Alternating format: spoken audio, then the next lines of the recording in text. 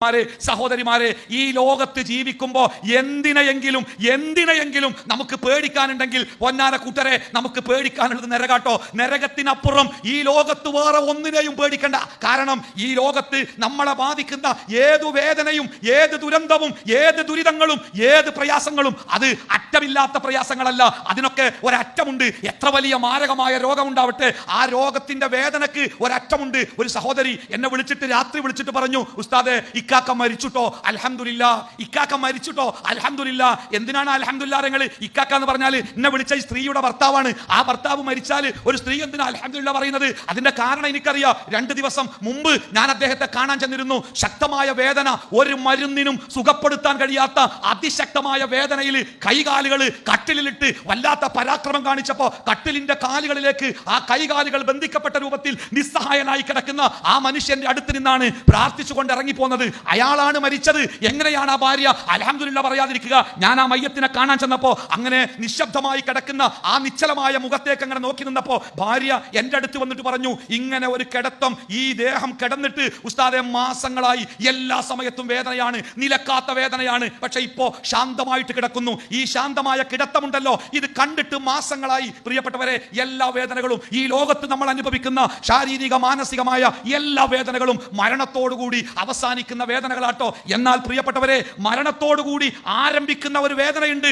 ആ വേദനയെ കുറിച്ചാണ് അല്ലാഹു തആല നമുക്ക് മുന്നറിയിപ്പ് നൽകുന്നത്. നോക്കൂ നിങ്ങൾ, നമ്മുടെ പ്രിയപ്പെട്ട ഹബീബ് മുഹമ്മദ് മുസ്തഫ സല്ലല്ലാഹു അലൈഹി വസല്ലം, ആ പ്രവാചകന് പട്ടിണിയുണ്ട്, ദാരിദ്ര്യമുണ്ട്, കഷ്ടപ്പാടുണ്ട്, പ്രവാചകന് ശത്രുക്കളുണ്ട്, പ്രവാചകന്റെ വീട്ടിൽ ഇടങ്ങേറുണ്ട്, ദുരിതമുണ്ട്, പട്ടിണിയാണ്. ഇതൊക്കെ ഉണ്ടായിട്ടും ആ റസൂലുള്ളാഹി സ്വല്ലല്ലാഹു അലൈഹി വസല്ലമ ഓരോ ദിവസത്തിലും പടച്ച റബ്ബിനോട് ഏറ്റവും കൂടുതൽ അല്ലാഹുവിനോട് പ്രാർത്ഥിച്ച പ്രാർത്ഥന ഏതാണെന്നറിയോ? നബി സല്ലല്ലാഹു അലൈഹി വസല്ലമ പറയാണ്, യാ അയ്യുഹന്നാസ്, മനുഷ്യരെ, തൂബൂ ഇലല്ലാഹ്, നിങ്ങളുടെ ഭാഗത്ത് സംഭവിച്ചു പോകുന്ന തെറ്റുകളുണ്ടല്ലോ, ആ തെറ്റുകൾ സംഭവിച്ചു പോയാൽ അത് പൊറുക്കുവാൻ വേണ്ടി അല്ലാഹുവിനോട് നിങ്ങൾ പ്രാർത്ഥിച്ചു കൊണ്ടിരിക്കണം കേട്ടോ.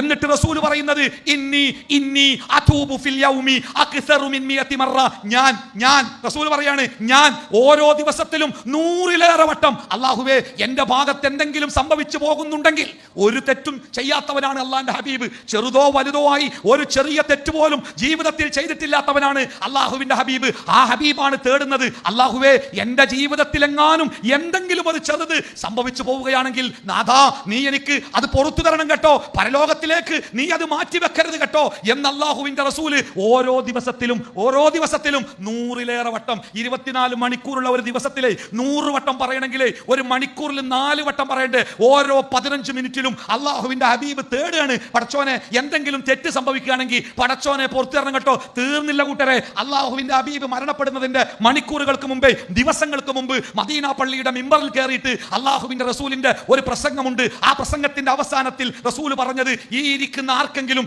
ഞാൻ എന്തെങ്കിലും സാമ്പത്തികമായിട്ട് തരാനുണ്ടോ, എന്തെങ്കിലും ഞാൻ നിങ്ങൾക്ക് തരാനുണ്ടോ, ഉണ്ടെങ്കിൽ പറയണം കേട്ടോ. സദസ്സ് നിശബ്ദമാണ്, സൂചി വീണാൽ കേൾക്കുന്ന നിശബ്ദത.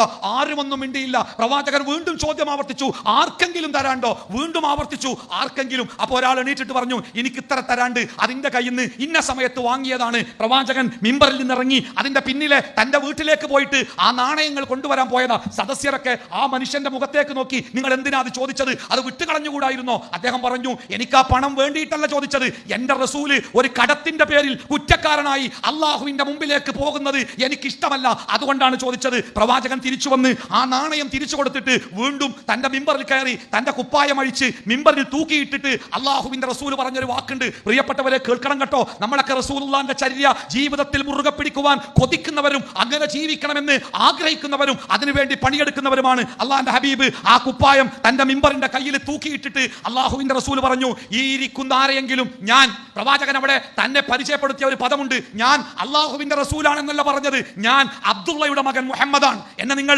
വല്ലാത്ത ബഹുമാനത്തിലല്ല ഇപ്പൊ കാണേണ്ടത്, പ്രവാചകനായിട്ടല്ല കാണേണ്ടത്. ഞാൻ അബ്ദുള്ളയുടെ മകൻ മുഹമ്മദാണ്. ഞാൻ നിങ്ങളെ ആരെങ്കിലും ഏതെങ്കിലും നിലക്ക് എങ്ങനെയെങ്കിലും വേദനിപ്പിച്ചിട്ടുണ്ടെങ്കിൽ ആ വേദനിപ്പിച്ചതിന് നിങ്ങൾക്കിപ്പോ പ്രതികാരം ചെയ്യാം. ഒരിക്കലും അല്ലാഹുവിന്റെ കോടതിയിലേക്ക് അത് മാറ്റിവെക്കരുത്. ഞാൻ നിങ്ങളെ ആരെയെങ്കിലും ഏതെങ്കിലും നിലക്ക് വാക്കുകൊണ്ടോ നോക്കുകൊണ്ടോ പ്രവൃത്തി കൊണ്ടോ വേദനിപ്പിച്ചിട്ടുണ്ടെങ്കിൽ നിങ്ങൾക്ക് എന്നോട് പ്രതികാരം ചെയ്യാം. അല്ലാഹുവിന്റെ ഹബീബ് ആ മിമ്പറിൽ തന്റെ ശരീരം അവർക്ക് മുമ്പിൽ സമർപ്പിച്ചുകൊണ്ട് പ്രവാചകൻ എഴുന്നേറ്റ് നിന്നു. പ്രിയപ്പെട്ടവരെ, എന്താ കാരണം? അല്ലാഹുവിന്റെ മുമ്പിലേക്ക് ഒരു തെറ്റുമായിട്ട് കടന്നു ചെന്നാൽ നിങ്ങൾക്ക് അറിയോ? തെറ്റ് എന്ന പദത്തിന് അള്ള കൊടുത്ത നിർവചനം എന്താ അറിയോ? തെറ്റ് എന്ന് പറഞ്ഞാൽ നമ്മൾ കുറ്റം എന്നൊക്കെ പറയാറുണ്ട്, പക്ഷേ തെറ്റിനെ വെറും ഒരു കുറ്റമായിട്ടല്ല ഇസ്ലാം വിശേഷിപ്പിച്ചത്. ഒരു തെറ്റെന്ന് പറഞ്ഞാൽ നമ്മൾക്ക് തന്നെ ഉണ്ടാക്കുന്ന ഒരു വേദനയാണ്. അല്ലേ? നോക്കൂ നിങ്ങൾ,